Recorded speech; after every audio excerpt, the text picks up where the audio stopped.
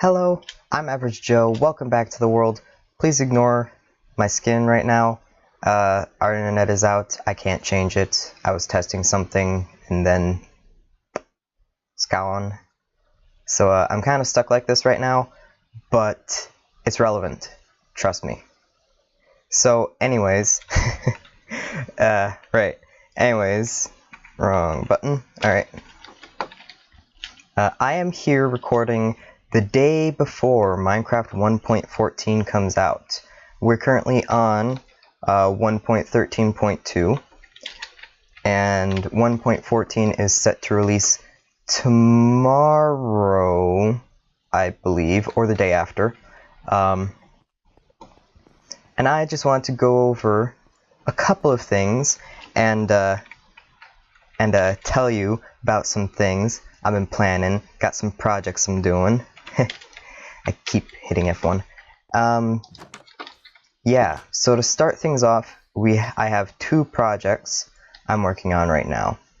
Project number one is, I'll go over that later, but project number two is very important to project number one for reasons that will become apparent later on. It is getting late, but I will continue on anyways.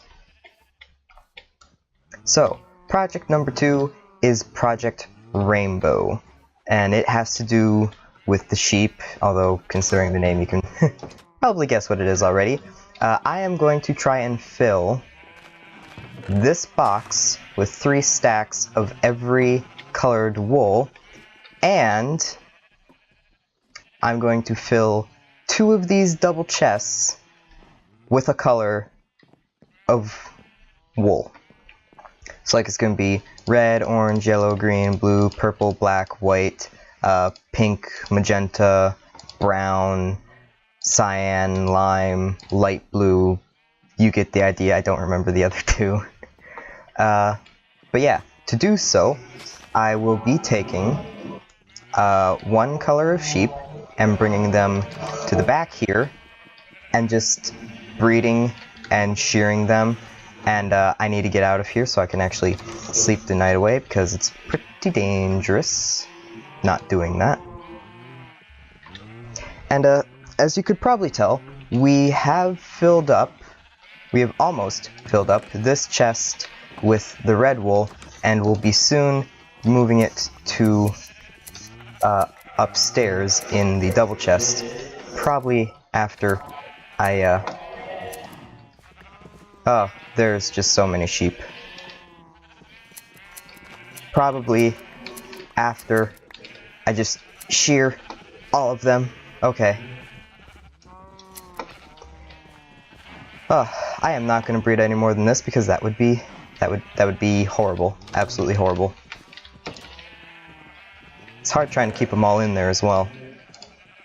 Right, so we've got 3 stacks of red wool, but I will be keeping that to explain project number 1. Now, project number 1 is going to be the main focus of this new series that I'm starting called Sequence Breakers for a reason, and I can probably give you a pretty good indicator, or at least a pretty good clue of what it's going to be by taking this wool to where I need it right now. It will take me a while, just because this is a very long rail. But you will be able to get a glimpse of it as we come up to there and as we go by the glass window in the tunnel. Just gotta wait for this to get up there first. Yeah, the minecart seems awfully laggy today. Anyways, can you see it? Can you see it? There it is. There it is. Oh, and it's gone. Okay. We're making a second pass here. Making a second pass, and there it is. There it is. Do you see it? Oh, it's gone. Now, I am going to give you a couple seconds to figure out what it is. to let you guess before I actually go over there. Starting now. Have you guessed yet? Do you know what it is? Does my outfit provide any clues right now? Any at all? Is it recognizable? Might not be. I'm not good at that kind of thing.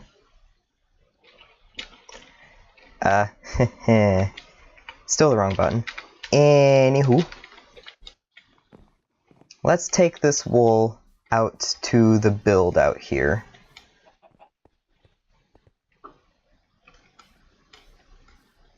So we're just heading out here. And the wool is going to be for the walls right now. But have you guessed what it is yet?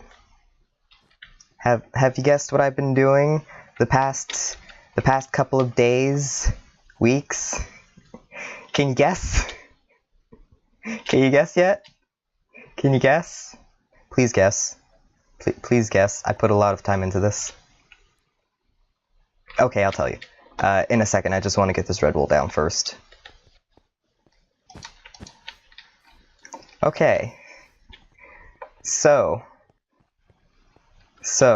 what have I been doing the past couple of weeks that required me to build this kind of arena-like thing here, and to put on this skin, and yeah. What have I been doing? Has anyone guessed yet? Well, if you guessed making Yu-Gi-Oh! In Minecraft, you'd be wrong. But not completely. See, I am wearing a Maximilian Pegasus skin that I made. Don't judge it too hard. I pride myself in my skins, but I am no professional. So I have decided to make a trading card game in Minecraft. And that is what this is. This is the arena for that game. There was supposed to be a bed out here. Oh well. Anyways, we have a red side and a blue side. This is where the deck is going to go. This is going to be the discard. I just want to tell you everything about this, but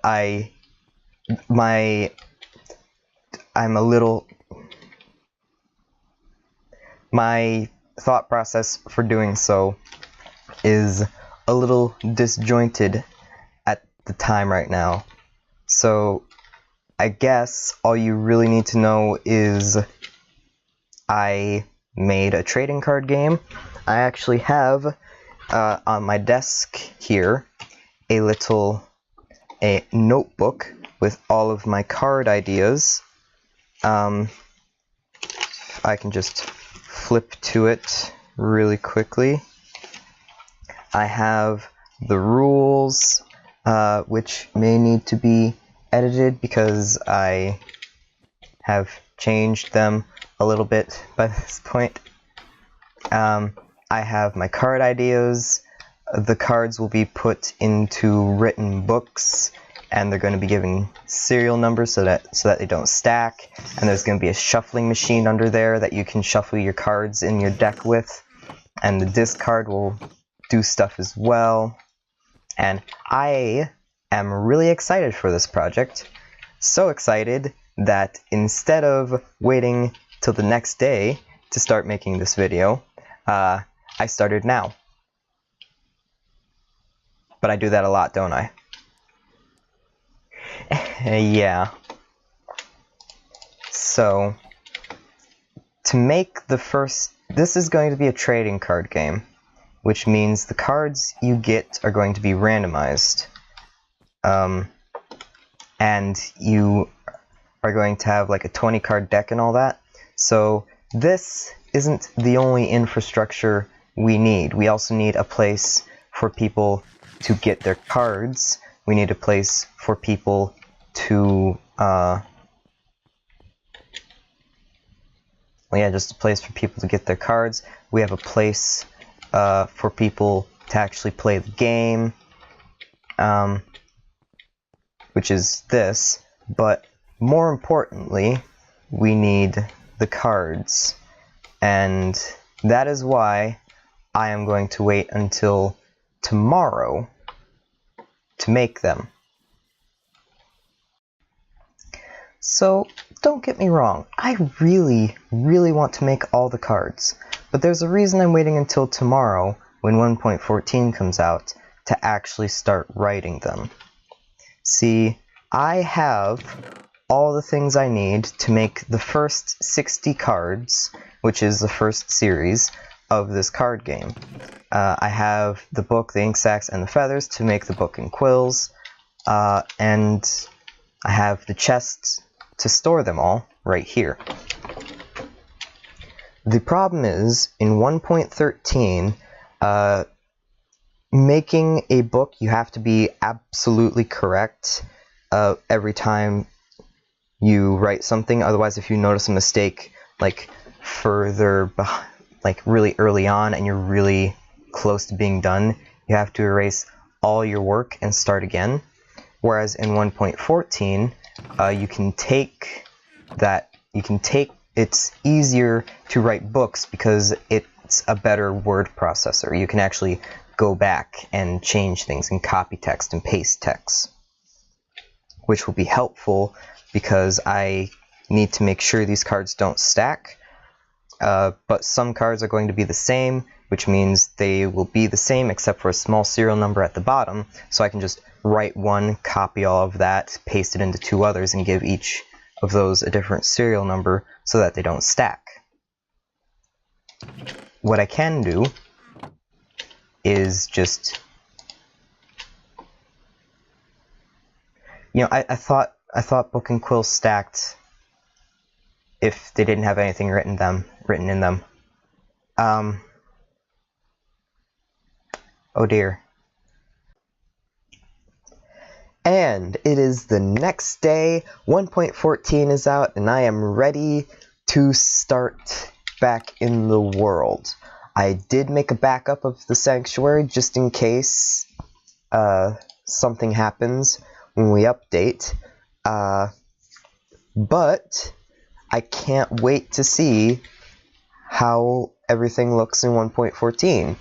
It's definitely not going to be any different than it looked in 1.13, but you know, I'm really excited for this.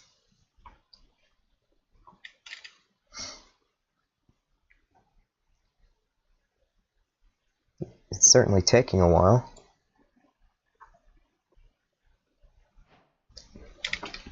Alright, and right away, new recipes unlocked. A bunch of new recipes unlocked. Oh, everything's loading in. And things look like the new texture pack, even though I don't have that enabled, I don't think. Hold on.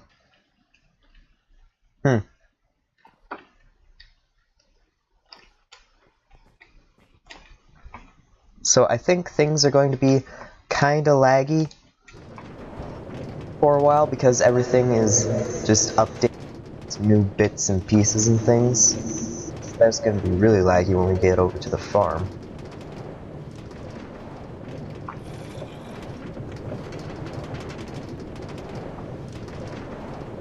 But I have been waiting all day for this. I got up at 8, it's like 11 now.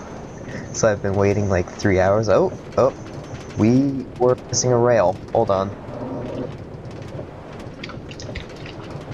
That hasn't seemed to help.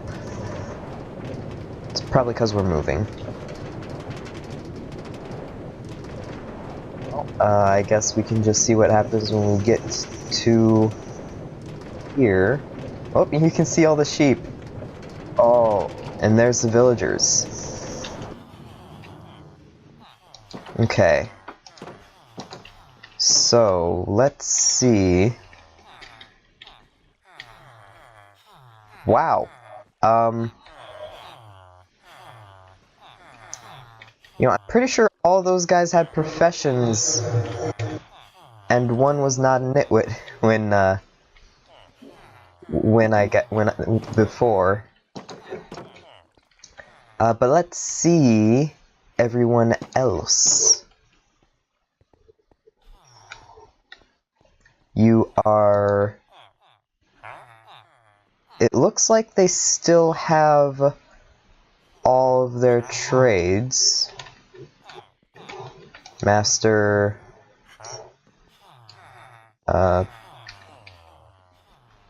gold. Can you guys actually get more trades? I know you're still at your... What the?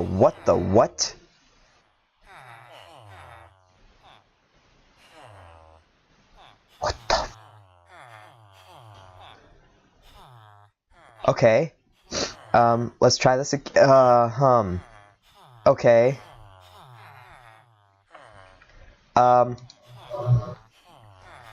Villagers have an animation when you start trading with them. Or at least Miss White does.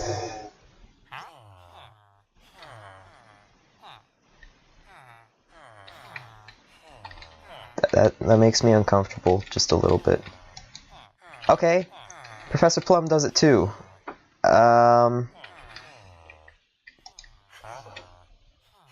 Is it because they're masters at trading? Is it because of the diamond stuff? Oh, right, shifting. I forgot about that. You actually are lower when you crouch. That is, yeah, let me, see? Your bounding box actually gets smaller. And your eyes go lower, and it's cool. If you want to know more about what actually came in the Village and Pillage update, you can find an article on Minecraft.net, or you could just, you know, watch videos from a YouTuber. Do you do it? No, you don't. Why are you guys... Why do you guys do that? Why do they do that? Why do they do that? Why do they do that? Okay, you don't have anything. Future Matt here. The reason they're shaking their heads is because the game counts them as, villagers without a profession. You notice that they didn't have, like, master or apprentice by their name?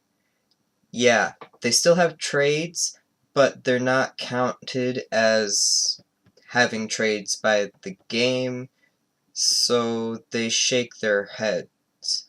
That's why the one guy without any profession shook his head, because he didn't have anything to trade. It's weird. So it occurred to me that I haven't actually explained how the game works very well.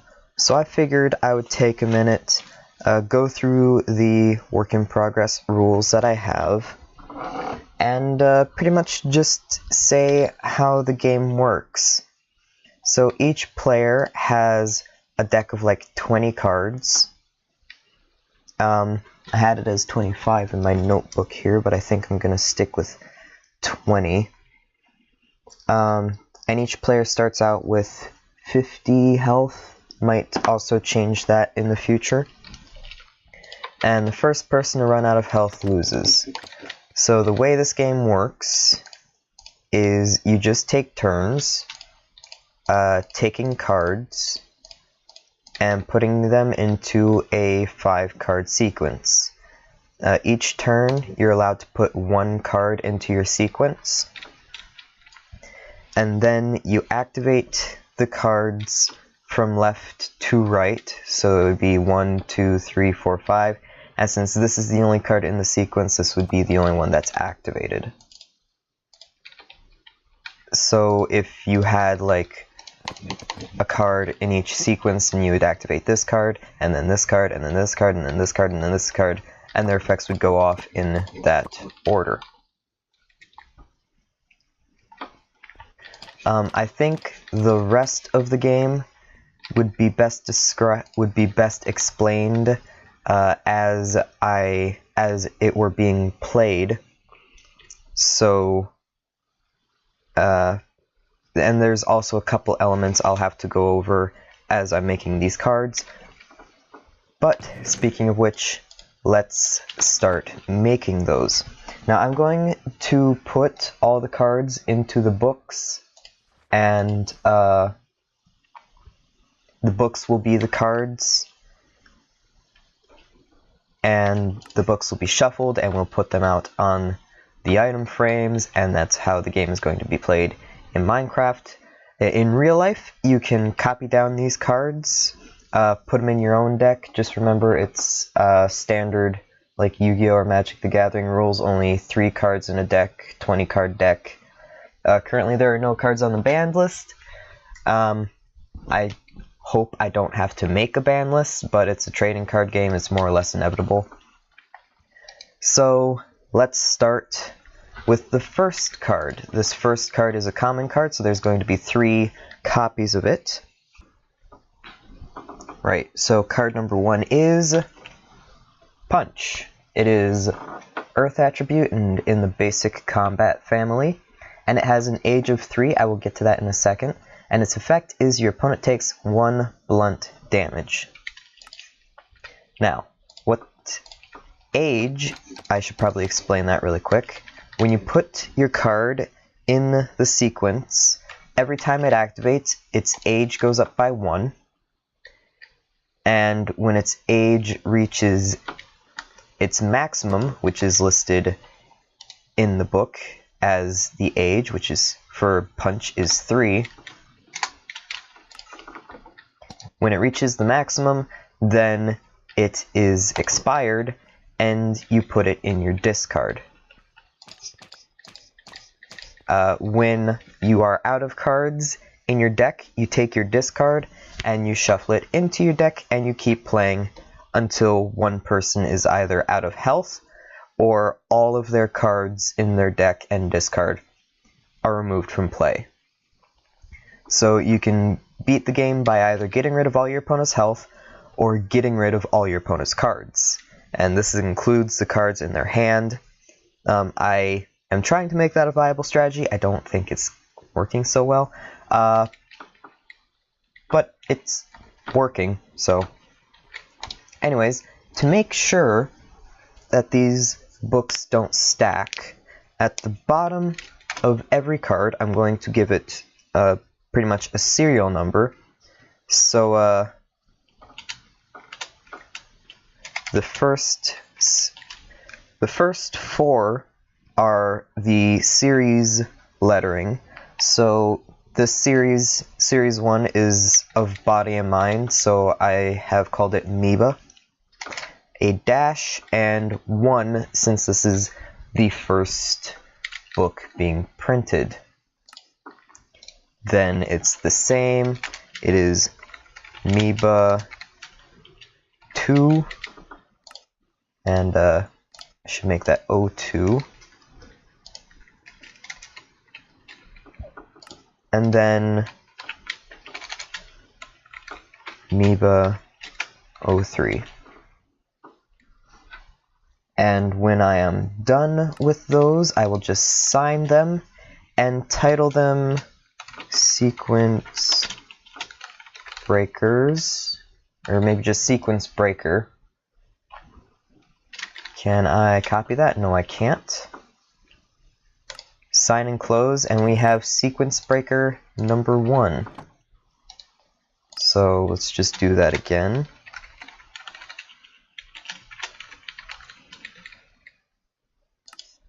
Sequence Breaker.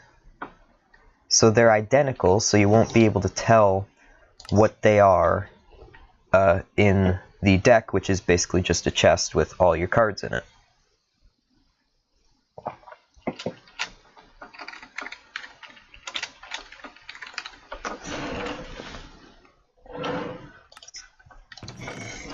There we go.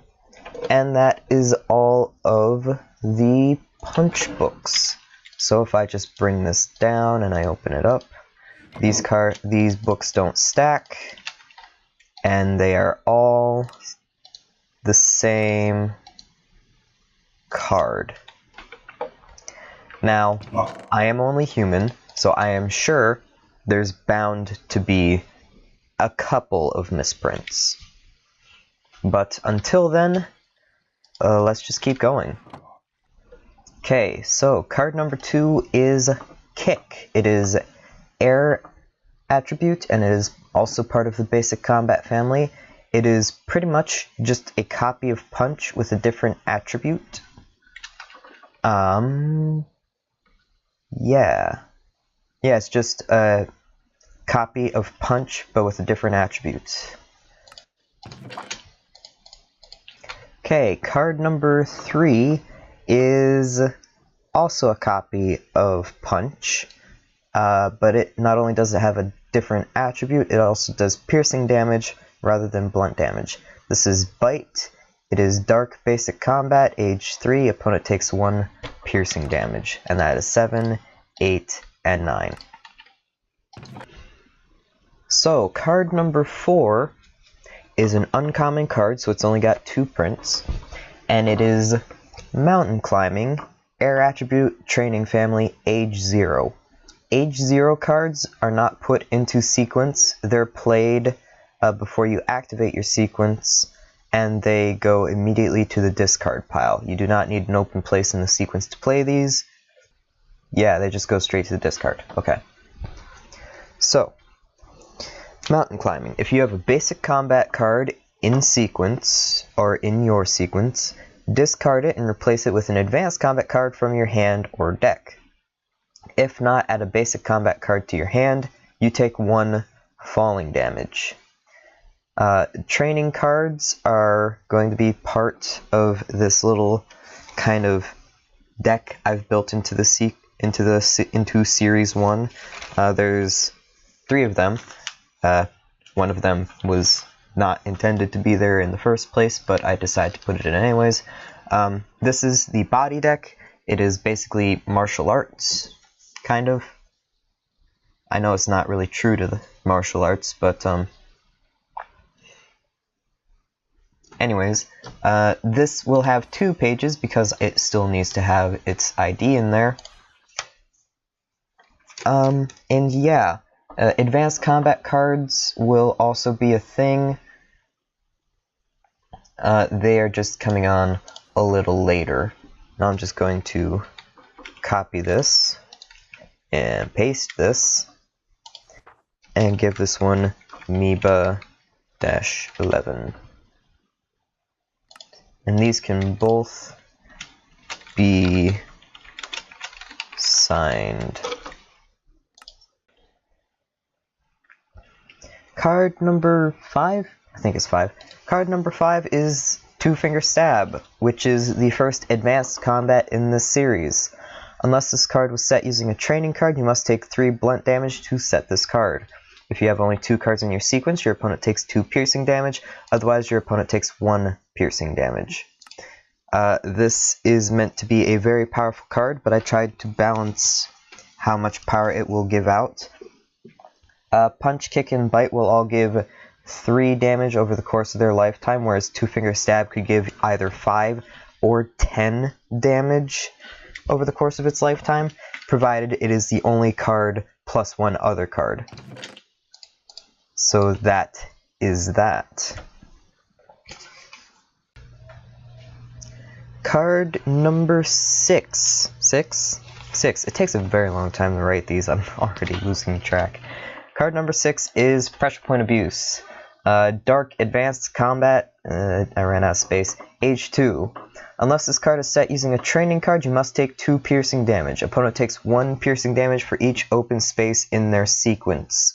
So, this card has the same maximum as the last Advanced Combat card. It could give a maximum of 10 points of piercing damage if your opponent doesn't have anything in their sequence, but the amount of damage goes down for every card they have in their sequence. So this is only useful if your opponent doesn't have anything in their sequence. Okay, card number 7 is another training card. It is High Gravity Training. It is Void Attribute training card. Activate one of these effects. Discard one basic combat card in your sequence and replace it with an advanced combat card from your hand or deck.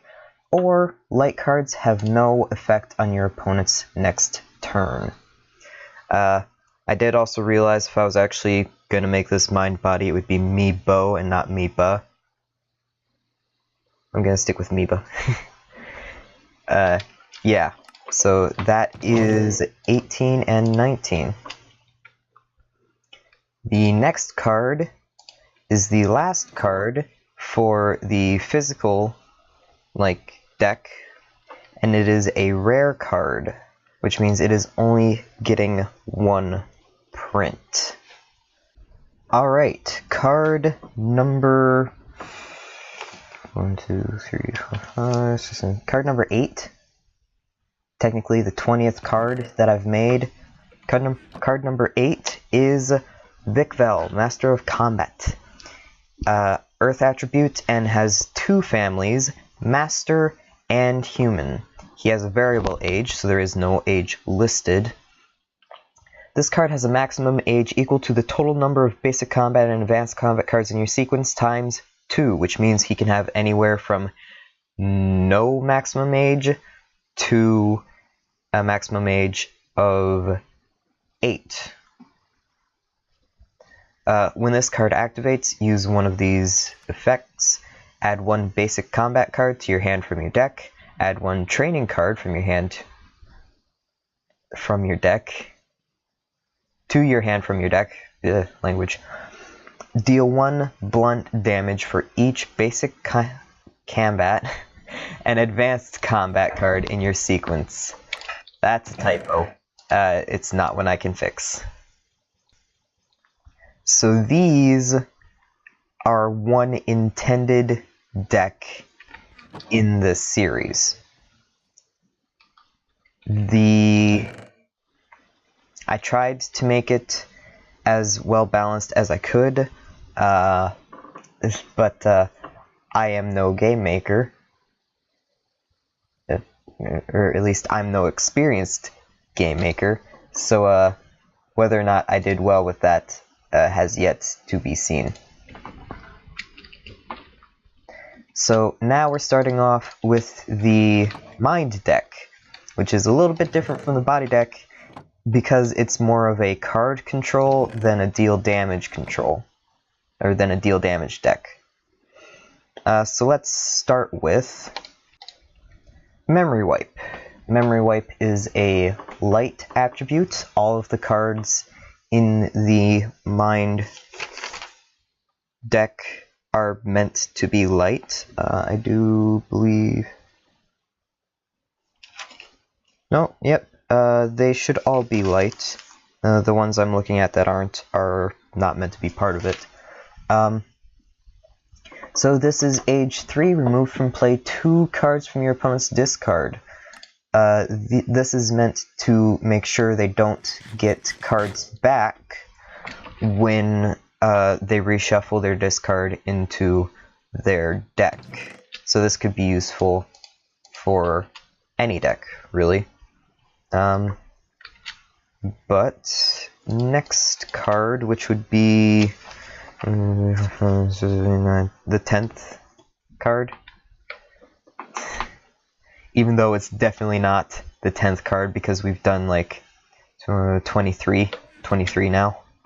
Okay, card number 10, Telekinetic Strike, also light attribute, basic ESP, family, age of 3. Remove from play 1 card from your opponent's sequence. Your opponent takes 1 psychic damage. This is basically a way to... It's basically intended to be like you're taking your opponent's card and you're slamming it into them, and then they can't use it anymore. Or like explosive cards or something. I thought it was clever. But yeah, that is Telekinetic Strike. Also 3 copies. There you go. Okay, card 11 is Protect. It is light, basic ESP, age 0. Remove from play the top 2 cards of your deck. Prevent all damage on your opponent's next turn. Neither you nor your opponent will take damage next turn.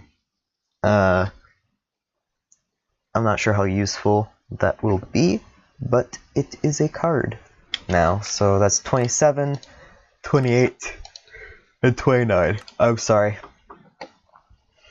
But I've already started work on Series 2, and just writing all these out again is tiring. Alright, next card is Recollection. It is light, basic ESP, age 0. Put 3 of your removed from play cards into your discard. This is a way of getting your cards back if they are removed from play because of Protect. Alright, next card is Forced Flashback. Light, basic ESP, age 1. You take 1 psychic damage, and you take 1 card from your discard and put it on top of your deck. As I said, the Mind deck is meant to be more of a card control deck than anything, although I didn't really give it much in the way of combat. So, yeah. Next card is called Astral Projection. It is a light attribute. It is advanced ESP, age of 0. Remove from play 1 card in your opponent's hand. Add 1 card from your hand to your opponent's hand. It goes to your discard when expired. Okay, next card is Prophecy of Fortune. Light type Prophecy family, age 3. Remove from play the top card of your deck. Then take any card from your deck, shuffle your deck, and put that card on top of your deck. Yeah. That is a Searcher.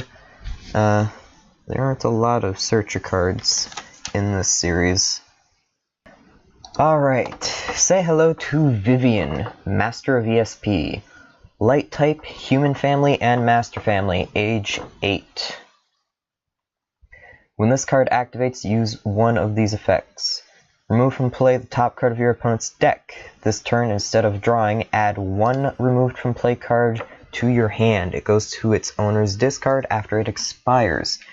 Take 1 of your removed from play cards and put it in your discard. This card's power comes from being able to take removed from play cards and give them to you. It uses your opponent's deck against them, and I think that is what brings together this entire deck. You're removing your opponent's cards from play, and then you're using Vivian to bring them back. However, after you use it, it goes back to your opponent's discard, meaning they can use it again. I didn't realize I built the deck this way till now, which means the deck doesn't really work unless you have Vivian and all the cards that remove things from play. But okay. Okay, I've taken a break, and I've made the next card, which is Prophecy of Ruin. It is dark, it's another prophecy, age of 2. When this card expires and is sent to the discard, each player shuffles their deck, then removes from play the top 2 cards of their deck. This one is uncommon, so it gets 2 of them. Yeah, and I think that one is a good alternative card for the Mind deck. Next card is actually common, so I need another one. Next card goes as follows.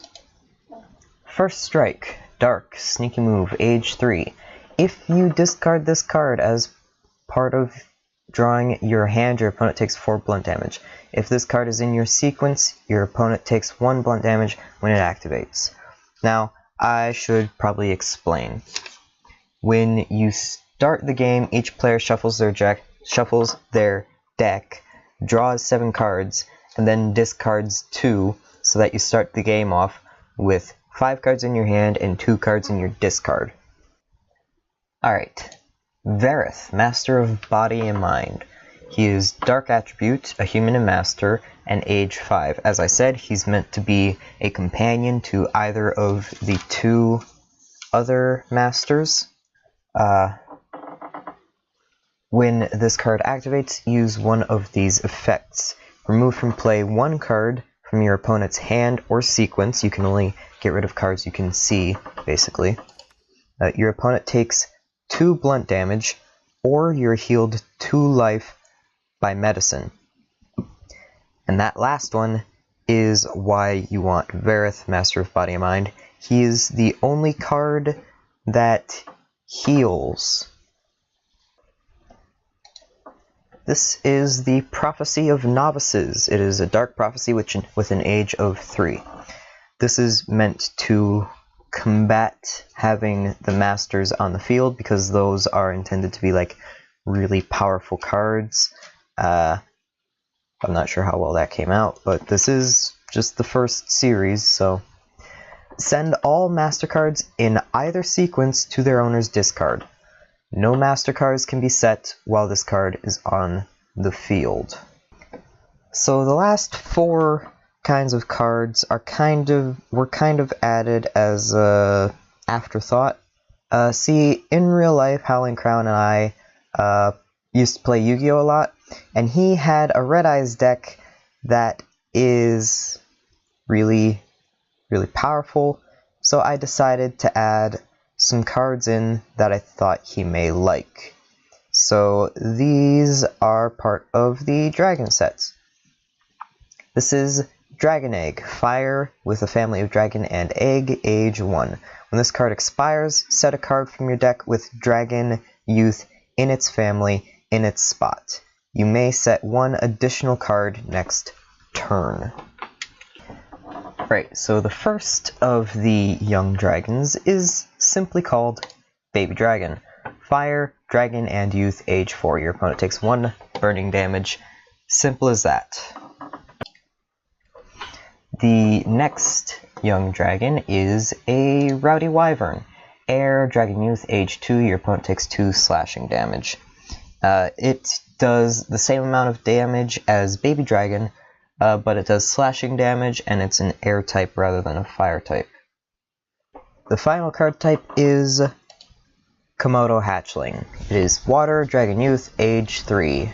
Remove from play the top card of your opponent's deck. This is meant to whittle down your opponent's deck to give them less options to use against dragons. And that is all 60 cards in this first series. That is all of them. Every single card that will be made in this series so far. And this video is getting pretty long, so I decided I would cut it off here. I did have some more stuff to show, but I can always show that later. Thank you very much for watching. If you liked the video, leave a like. If you didn't like it, you know what to do. Next time I'll show you the card distribution area, shop thing that I set up in the mountain area. We'll check that out next time. Howling Crown should be with us so we can start picking cards. I wasn't going to pick cards until he was there, so it was fair. And yeah, see you guys then. And remember, don't be like me, get some sleep.